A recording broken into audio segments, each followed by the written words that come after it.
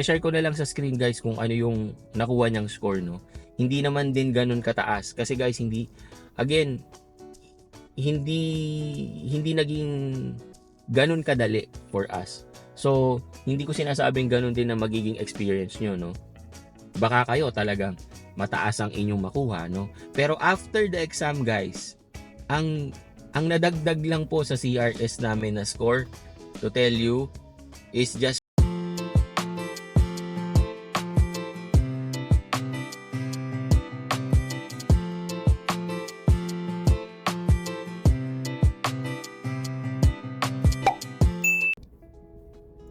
Hello guys, Nardino TV here and we are back with another video. So, ganda ng panahon natin ngayon dito sa Vancouver guys. Tignan nyo naman, no? And hanggang weekend yan guys, no? Today is Friday. So, hanggang weekend po maganda yung panahon, no? Wala po kaming ulan hanggang Monday. So, magandang time yan para lumabas, maglakad, mag-jogging, mag-biking, you know? Yung mga outdoor activities. So, excited na naman ng mga bata at mga isip bata, no? Para mag-spend ng time sa labas dahil nga maganda yung weather, 'di ba? Kasi yung sa mga past natin na videos, lagi nag-uulan dito sa Vancouver, no? So makikita nyo dito guys, hindi naman laging maulan, 'di ba? So lalo na ngayon, spring guys, no? So, mainit pero malamig pa rin, no? Ngayon is nasa 10 degrees po, no? Sa labas, kaya medyo malamig pa rin. Lalo na pag bandang hapon na guys, no? Medyo malamig-lamig pa rin. Yan. So, for today guys, samahan nyo ulit ako habang ako ay nagbabiyahe, no? Magkwentuhan ulit tayo guys. So, ang pagkikwentuhan natin ngayon is about sa trabaho pa rin, no? May mga question kasi sa akin guys sa ating Facebook page ulit na asking me kumusta na daw ang IT jobs, no? Bilang isang empleyado po or nagtatrabaho sa IT sector, no? Kumusta daw ang availability ng mga trabaho when it comes to the IT sector, no? So again, I will share you guys kung ano lang yung alam ko at ano yung mga na-experience ko dito at okay pa rin daw bang maging pathway or gamitin ang information technology when it comes to pagpunta dito sa Canada, no? Well, kung matatandaan natin guys, yung sa category base ng express entry, tinanggal guys yung STEM, no? And kasama dyan guys yung technology, di ba? So kaya po nabawasan guys, kung matatandaan natin last time nung hindi pa tinatanggal, ang dami pong opening when it comes to information technology. Nandyan ang software development, nandyan ang business analyst, mga architects, mga data scientists, yung mga ganyan, no guys. So ngayon, nung sinilip natin guys, ang makikita na lang natin so far, ang nakita ko lately is for cyber security na lang, no? Though magandang ano pa rin naman yan, magandang pathway pa rin naman at napaka in demand na trabaho po ng cyber security. But still, ang thing natin doon is nabawasan talaga guys, no? Mas nag-focus po ang Canada doon sa mga ibang trabaho like sa healthcare, sa agriculture, yung mga ganyan. Kaya naapektuhan din guys yung mga work related po sa mga ibang mga sectors. Kasama na po dyan ng information technology, no?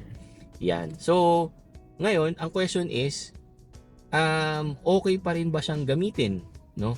So, kung kayo guys, papasok kayo ng express entry, maaapektuhan kayo. Kasi nga, doon sa mga category base, hindi na po siya kasali masyado, no? Again, iisa na nga lang po ang nandun. Or, correct me if I'm wrong, baka meron lang akong na-miss out. But, lately, nung chinek ko, cybersecurity ang nandun, di ba? But, may mga ibang options pa rin naman guys, katulad ng provincial nominee program, no? Marami pa rin ang nag-o-offer ng mga provinces na pwedeng mag-nominate sa inyo if you are working in the IT sector. Katulad na lang po dito sa British Columbia, as per checking po sa PNP pa rin, nandun pa rin po yung BC PNP Tech Program, no?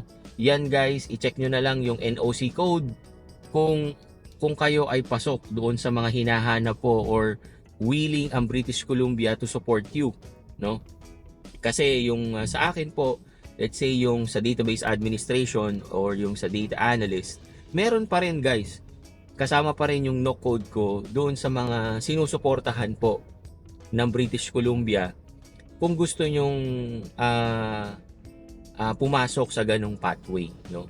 And guys, for sure, marami pang ways, no? But again, hindi ko sinasabing madali, no? Kasi meron tayong mga naririnig na mga ibang mga options para tumaas pa yung ating points, no? Pero para sa akin, no, based on my experience, hindi po siya ganun kadali. Katulad guys nung meron akong nakita na nag-iengganyo guys to do French, no? Again, it's not impossible guys.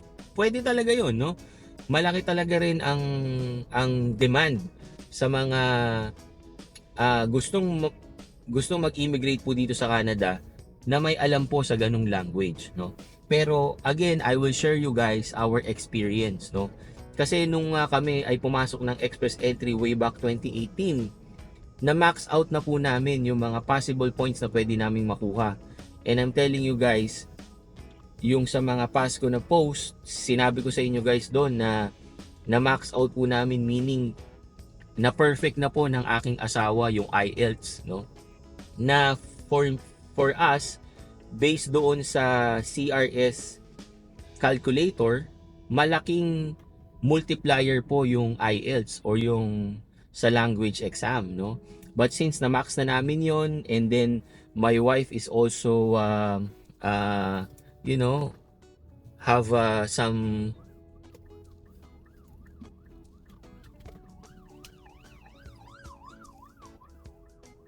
may ambulance. Anyway, so na-max out na ng aking wife yung mga possible, like yung sa kanyang credentials sa school, no? May master's degree po yung aking asawa, no? Tapos meron din kami mga magagandang work experience sa Philippines. Plus yun nga, nasagad na namin yung IELTS, guys. But still, na-short pa rin po kami sa CRS, no? Kwento ko yan dun sa isa nating video na I think nung time namin ang CRS score was 480 something, no? And nag-fall lang kami guys around 440, no? So may nag-advise sa amin to certify po or mag-exam ng French, no? So eto guys, sinishare ko lang sa inyo kung ano yung na-experience namin, no? Hindi ito para hikayatin kayo na wag kumuha, kasi kung feel nyo talaga na mataas ang makukuha nyo sa French, then so be it, no? Kasi way back 2015 guys, hindi pa kami nagpaplanong pumunta ng Canada. Nag-aral po yung aking misis ng French, no? Katuwaan lang kasi nga mahilig mag-aral po ang aking asawa, lalo na sa mga lengguwahe, no? So, isa ang French na inaral niya at nakakapagsalita siya ng French guys at nakakaintindi rin talaga siya, no? So, nag-exam ang aking asawa guys at tell you, share ko na lang sa screen guys kung ano yung nakuha niyang score, no? Hindi naman din ganun kataas kasi guys, hindi naging ganun kadali for us. So, hindi ko sinasabing ganun din na magiging experience nyo, no? Baka kayo talagang mataas ang inyong makuha, no? Pero after the exam guys, ang nadagdag lang po sa CRS namin na score, to tell you, is just 5 points. That's it. Right? So ngayon guys, baka merong iba kasing pathway for French talaga language. Hindi lang siya for express entry. I don't know guys. So kung kayo, you are leaning towards doon sa pathway na yan para doon sa mga nakakapagsalita po ng French, i-research nyo maigi guys, no? Pero kami, based on our experience, kung gagamitin nyo yung French sa pangdagdag ng points, I think it's possible. But of course, you need to get a high, talagang mataas na points, no? Para talagang maging significant yung pagtaas ng inyong CRS, no? Pero, again, based on our experience, yun yung aming nakuha, no? So, parang 5 points lang, no? Ayan. So, ano rin yung guys, parang mag-take din kayo ng exam, parang IELTS din. So, meron ding speaking, may writing, hearing, parang ganun, no? So, research nyo na lang guys kung paano kumuha. At ang dami na pong vlog niyan dito about doon sa pathway ng yung sa French speaking, no? So, check nyo na lang guys kung talagang yun na lang yung nakikita nyong option nyo at tingin nyo pabor yun sa inyo at talagang magagamit nyo yung ganong pathway. Grab it guys, kasi hindi natin alam kung hanggang kailan yan, no? Hindi natin alam, baka biglang magsara yan, di ba? So, again, walang imposible talaga guys sa taong gusto, no? Kapag kayo nakikita nyo yung sarili nyo na talagang kaya nyong gawin lahat, no? Para sa inyong Canadian dream, then so be it, di ba? Wala namang guys, again, walang masama kung talagang mag-aaral ka ng something at yun ay para sa sarili mo, whether language, soft skill or technical skills yan, that's all good, no? Talagang for sure magagamit mo yan, no? At saka yan guys, anything about your enhancement, upgrade sa sarili, hindi po yan gastos for me. It's more of like asset yan guys at the end of the day. So, win-win pa rin, di ba?